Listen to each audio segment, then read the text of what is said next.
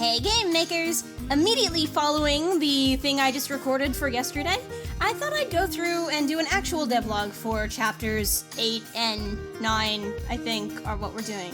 Alright guys, Melody Echoed Memories, woo, hi!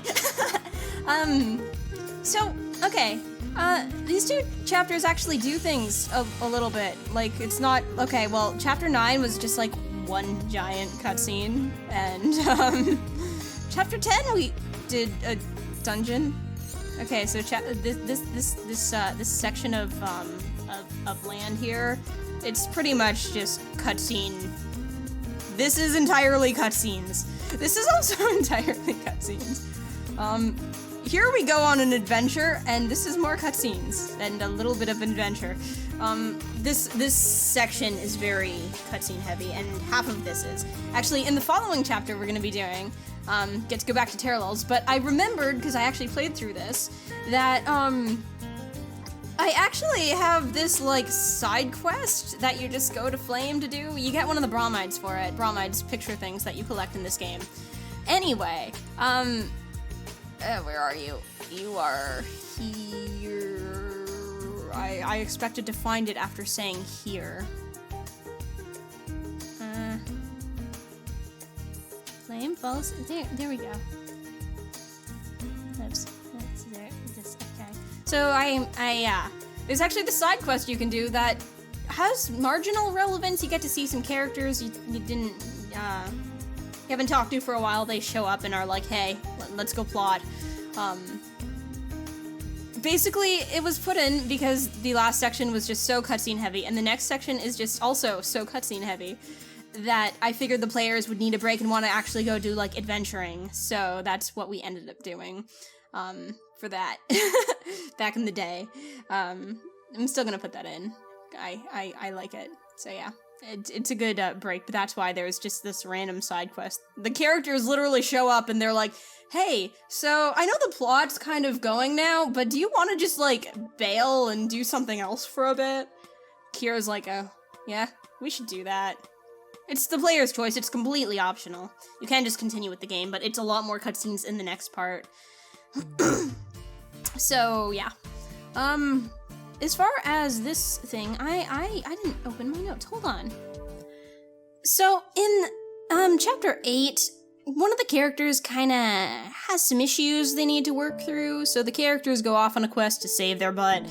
Very much in the way the first game did with a certain other character who may or may not be the same character.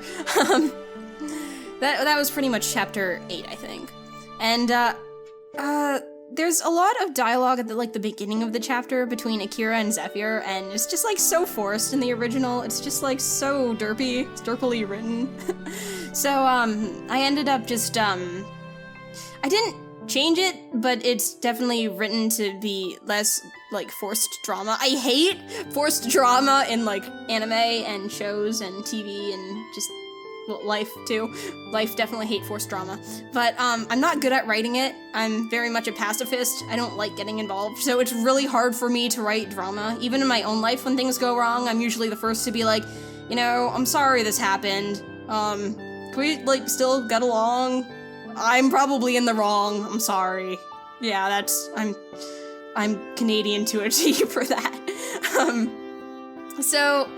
I rewrote that to hopefully be less, just, like, forced and in your face in there because I felt like the characters needed some sort of drama. I also don't like it when characters just don't have anything and they're all perfect all the time with each other. I don't like that either.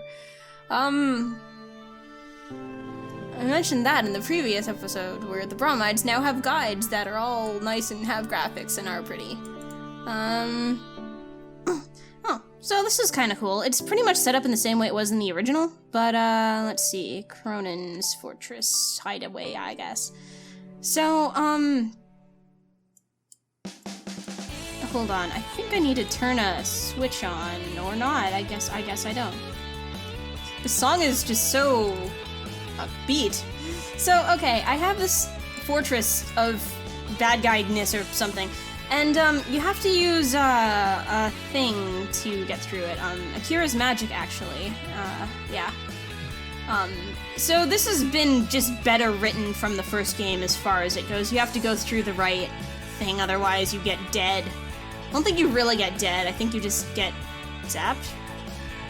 Oh, those aren't on because I don't have a switch on, but normally you would get zapped. I knew there was a switch involved. So this is kind of the maze of this area. Yeah, I thought it was cool. It's, I think, written pretty much the same way as the original. A lot of these things I've been trying to, like, improve, but this is pretty standard stuff. It's just call the thing. Where are you?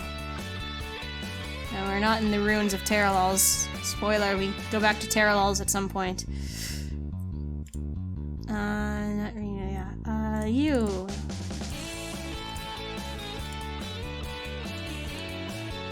Inconsistency, not my strong point.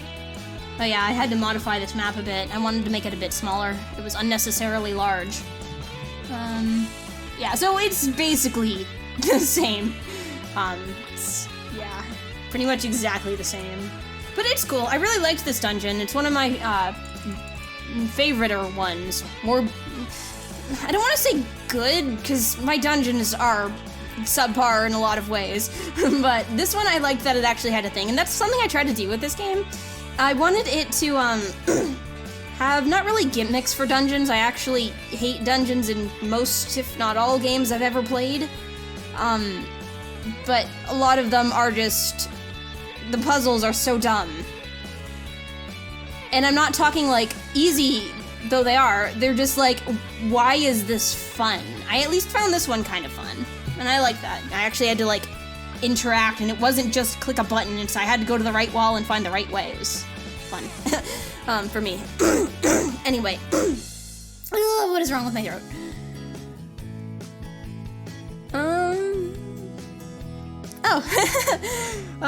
I wanted to mention something funny, since this is a really plot-heavy place that I don't really want to spoil too much of. I have this area in Merrick. Okay, where are you? Here. So I have a lot of cutscenes that happen here, and there is more to come. I think. Wait. Actually, I think this is the last time we've pretty much visit Merrick. I know we come back here, like once, but I think this is the last time with like major amounts of cutscenes. I think this was it. Sweet. Okay, so in the original game, and I'll pull up a video clip, maybe you talk to a couple different characters here at this door, and they all walk up to the left, which leads to the roof, for no real reason. I didn't notice right away, and when I did, I'm like, I'm not changing that. So in this game, the characters in the important cutscenes do actually walk to the right and go, you know, up where they're supposed to. Well, my mouse is being jittery. But I decided that the one NPC guy does continue to the roof, and he'll actually show up on the roof and be like, why did I do that in front of Akira? Oh my gosh, my life is over. I just thought it'd be funny. I've done little derps like that before, and it's just like, oh.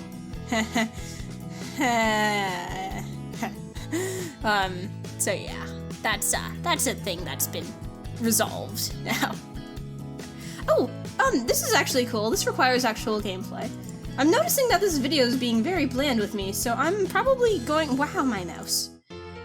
Probably going to, insert, like, footage or something. I really wish I had been able to, like, record a test play or something to just splice stuff in. I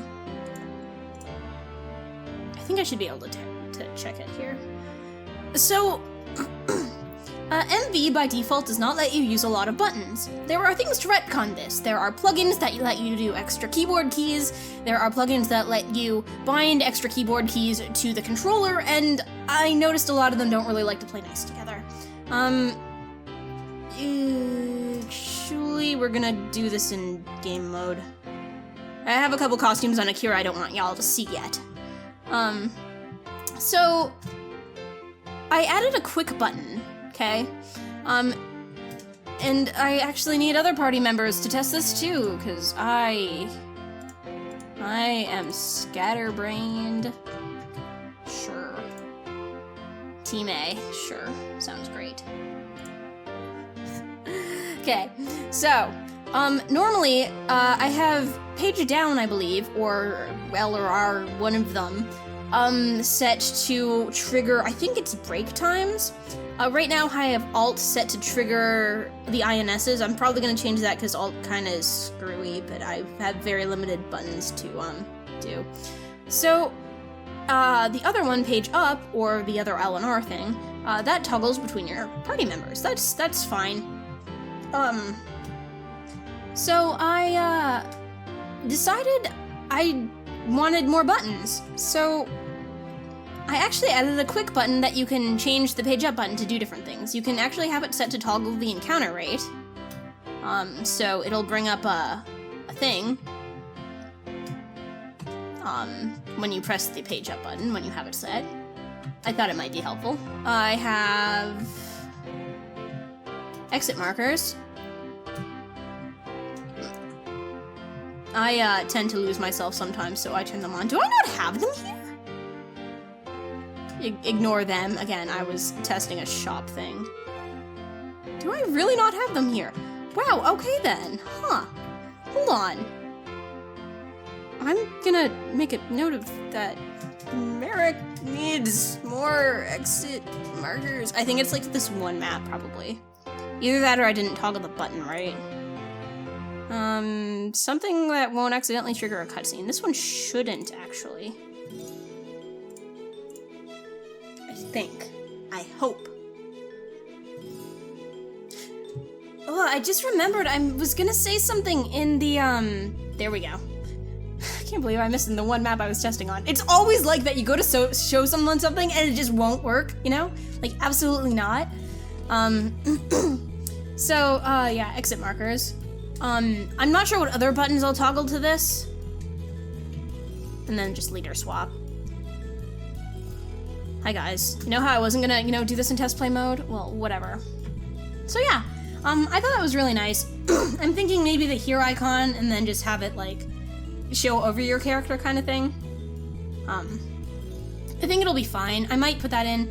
I'm not sure what else I would use, but I thought that would be really nice because I noticed I was missing that, and I always liked having an encounter rate toggle to a button.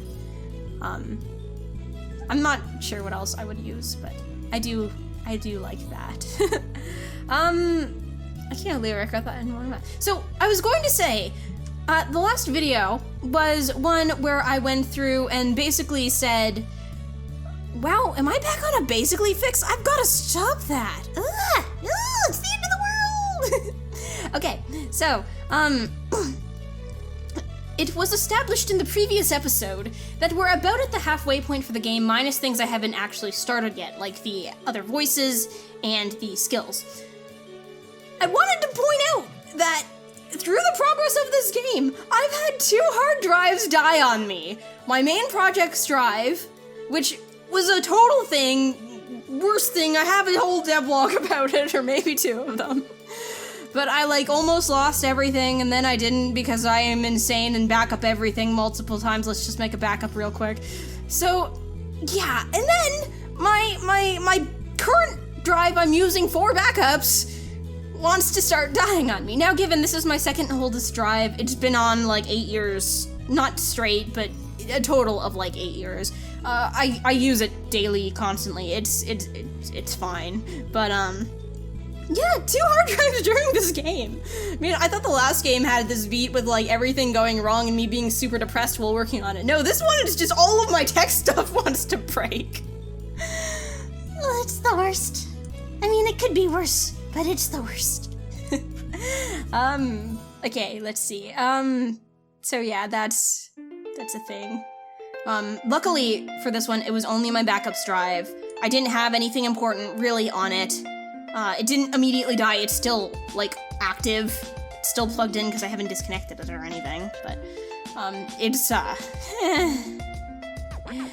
let's just say all my backups got moved to a different spot. I was hoping to actually use, we have a server computer set up, for stuff, and it didn't want to let us show up on the network, any of our computers, and then once we changed all of our computer hardware, it did for a while, and then the other two computers did a Windows update to 2 different versions, and now it doesn't want to show up for any of them. None of them. Just nothing shows up. So, gotta fix that. Windows, why? Why? Why do you do this? So let's see, what else is there to talk about? I guess there are a couple things to just mention that are... What is with this song? Active, cheerful. Okay, we're active and cheerful. Okay, so, one of the characters... You meet pretty much all the characters by the time you're in Merrick. And one of the characters, I don't know if I wrote this intentionally or not, but she has, like, low-key memory loss, and I'm not talking about Annika and Akira, who actually are somewhat amnesiacs, but, like, I wrote her with, like, memory loss. She's just constantly forgetting things that happened in the first game, and not, like, in Choco's way, where she just wasn't there and was like, so, who's the big red spider guy? Oh, that's the end boss. Oh, okay. But, yeah, I can't remember if I did that intentionally or not. It plays into the chapter that I just finished, and that all gets resolved. But, like, I didn't even notice. Like, I don't know if I ever clued into that. I think it was probably just subconscious writing, because I knew something was gonna happen to her. But I was just rereading the style and I'm like, huh, she forgets things an awful lot. Huh. Is this a thing? Huh. So, yeah, I just thought it was interesting. There's so many things I forgot about this game, and I really don't remember if I did it intentionally or if it was just really a subconscious, I know something's gonna happen to her, let's play her up like it's going to be a thing. It's very subtle, like if you weren't expecting it, I don't know if you'd actually notice. But, it's an interesting thing.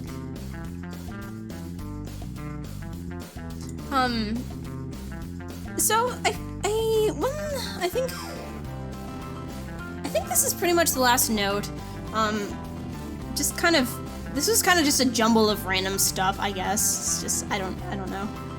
The last 2 sections were rather spoilery, and I don't really want to talk too much about them. You aren't gonna crash, are you? Oh, good. You do that sometimes. MD still crashes on me. I think I'm still only using, like, 1.5.2? I think. So I have a couple sequences in the game where the characters talk over each other, and I need a different song, so you choose something good. Okay, I might be able to talk over this. I'm listening with you!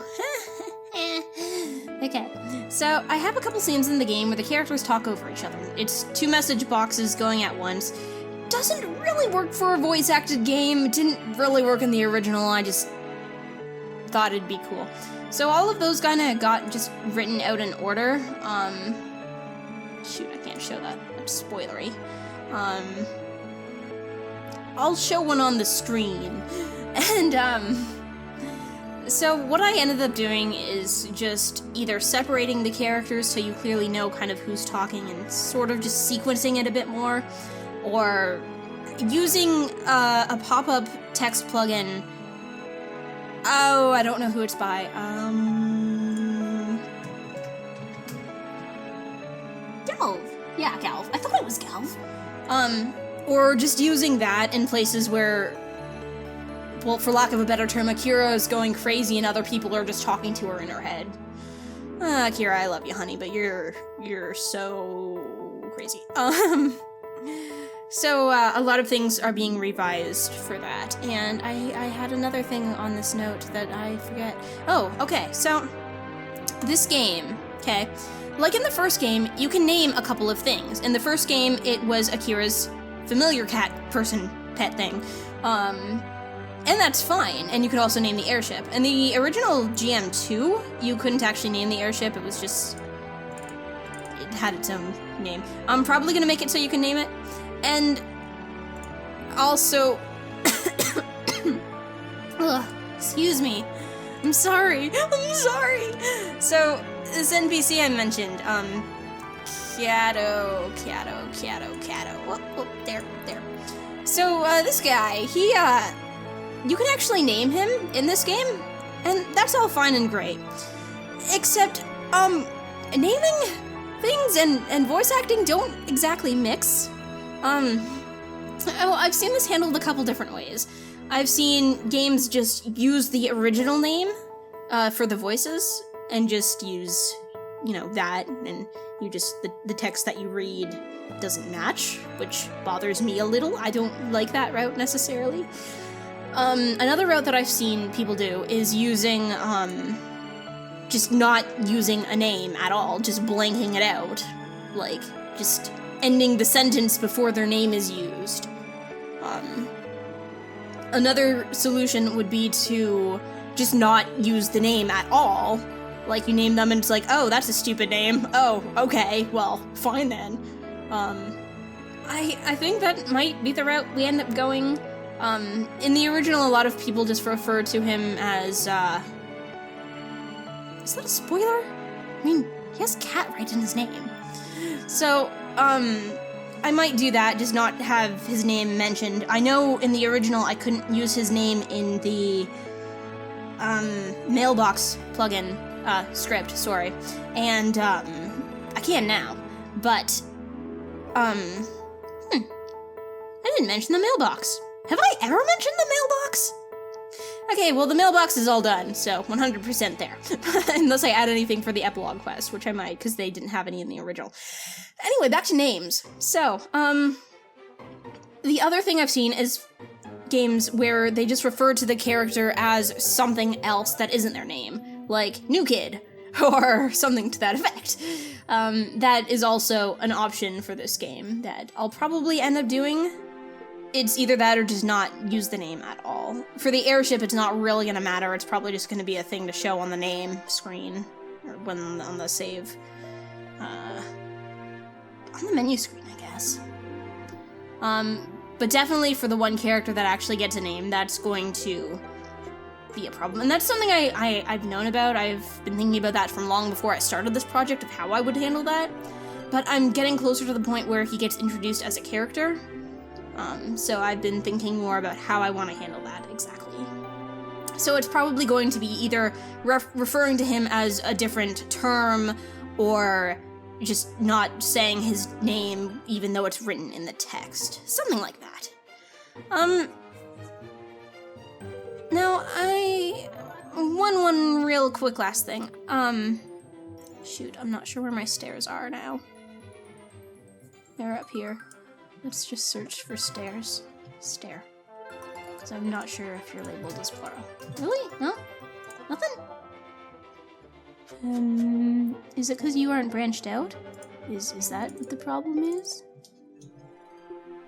Stair? Okay, that's what the problem was. Okay. So I'll pull up a little kind of image,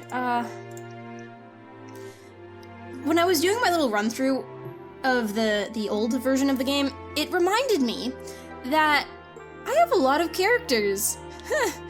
And there are times when they're all together, and there are times when they're not.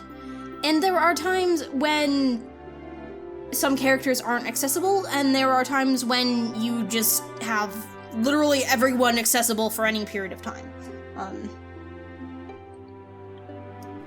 Now, at the end of the game, I noticed that, you can go and buy all your items, but then you have to go and swap out your party and whatever. It's a pain in the butt. So I wrote out a little, oh shoot, what is it called? Like a little, oh man, I forgot the term. When you write notes for things and then give them to someone and say, write this for me. This is a Christmas song. Let's not listen to that. It's not Christmas. It's summertime. I want to go to a beach. Okay, so,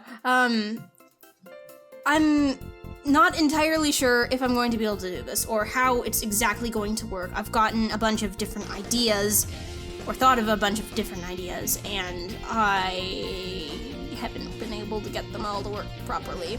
But essentially, I want to have all of the characters accessible when the plot demands it on the shop screen. That's where I'm going with this. It took a while.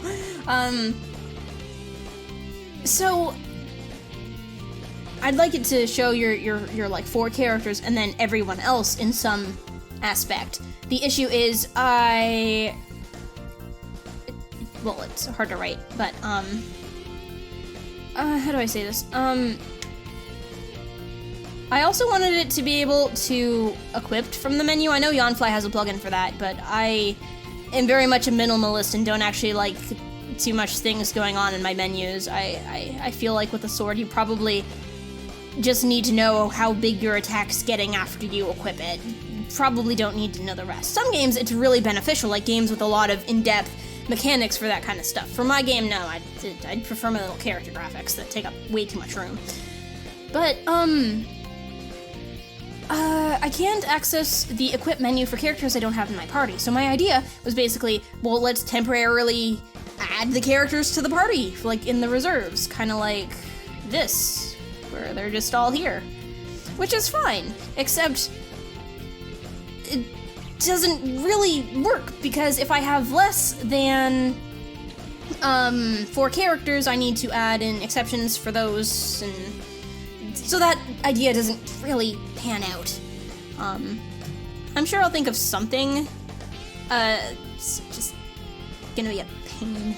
But I think it would be very beneficial from a gameplay standpoint, because I can just lock you out of characters that aren't accessible, because there are ones that go like that. And Sadie's on my computer! She's literally sitting on my tower! You know, Sadie, I put this little Sakura tree thing up here so you wouldn't go on here, because every time you do, you fall off. It was kind of a thing. Just put a pillow beside my computer in case she does it anyway. But anyway, for this, that's my cat. Joy. I think it'd be very beneficial to just have everyone accessible when they're all together, so you can just equip everyone from here. You don't need to go and play 20, not 20 questions, but like 20 trips back and forth between the save point to get all your party members equipped. You can just do them all from here.